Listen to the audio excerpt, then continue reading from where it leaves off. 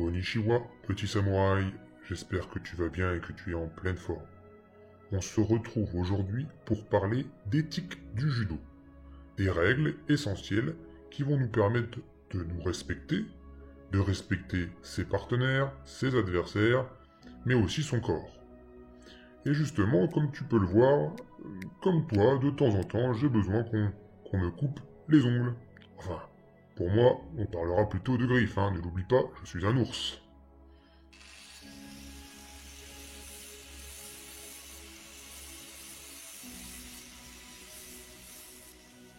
Voilà, parfait. Aucun risque comme ça de blesser un partenaire ou un adversaire.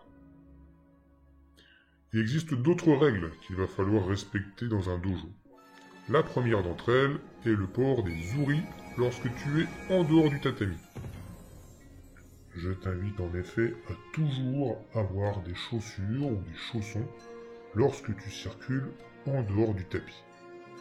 Je t'encourage également à ranger correctement tes chaussons afin de ne pas les perdre, mais également pour garder le tatami et ses abords propres et ordonnés. Je te rappelle qu'il est également important de saluer le tatami lorsque l'on entre et lorsque l'on sort. Comme il est important de laisser ses bijoux au vestiaire. Pas question de venir sur le tatami avec ses bagues en or et de blesser son partenaire ou ses adversaires. Il est également interdit d'avoir son téléphone portable sur soi, car comme tu peux le voir, cela conduit à des événements fâcheux. Enfin, j'aimerais parler avec toi du judogi. Eh bien, sache-le, le judogi est d'abord l'uwagi, une veste et un zubon, le pantalon, qui vient, et je vais te l'apprendre, du français jupon. Le judogi est un vêtement qu'il faut respecter. C'est pourquoi il est interdit de se promener en ville avec son judogi et qu'il vaut mieux le garder pour la pratique du judo dans un dojo. À ce sujet, Nicolas va d'ailleurs te proposer juste après un petit tuto pour t'apprendre à mieux ranger ton sac et ton judogi. C'est terminé ce judogi tout froissé dans son sac, place maintenant un sac bien rangé. Le défi du jour, en lien avec cette thématique sur l'hygiène, ça va être d'apprendre à bien plier son judogi. On va avoir deux versions, deux variantes. Si vous êtes à l'école de judo et pré-poussin, je vous conseille de rester sur cette variante que je vais vous proposer. Et puis ensuite, pour les poussins et pour les plus grands, ceux qui veulent, vous pourrez aller sur une version un peu évoluée. Vous verrez où on transforme son judogi en sac à dos.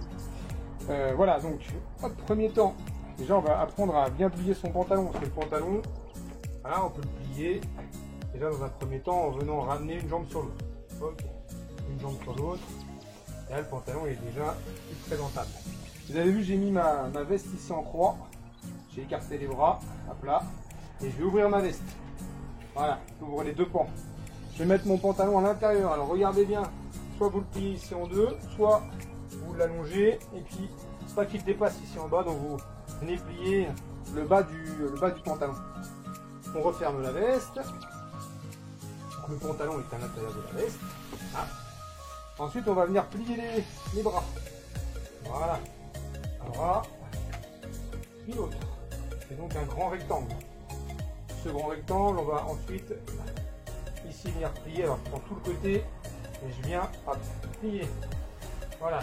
D'une part et d'autre part. Voilà. Je termine ici.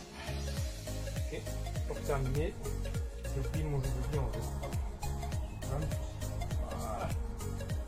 Là, on a un judogi qui est bien plié. Prenez votre ceinture. Alors la ceinture, soit vous la roulez, soit vous la pliez. Là, votre judogi, là, vous pouvez le ranger dans votre sac. Il prend moins de place. Pour la version évoluée de ce rangement de judogi, moi, je vais vous proposer ici de prendre votre ceinture. Regardez. Vous allez trouver le milieu et vous allez l'appliquer ici, hop, au milieu de votre veste, à peu près au niveau du col, à 3-4 cm du col. Ok, comme ceci. Vous faites un tour, vous passez hop, en dessous, et là vous croisez. Vous faites un premier nœud.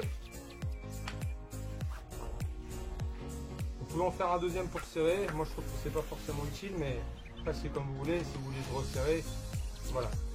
Ensuite, on va utiliser ces deux morceaux de ceinture pour faire ici comme des sangles d'un sac à dos.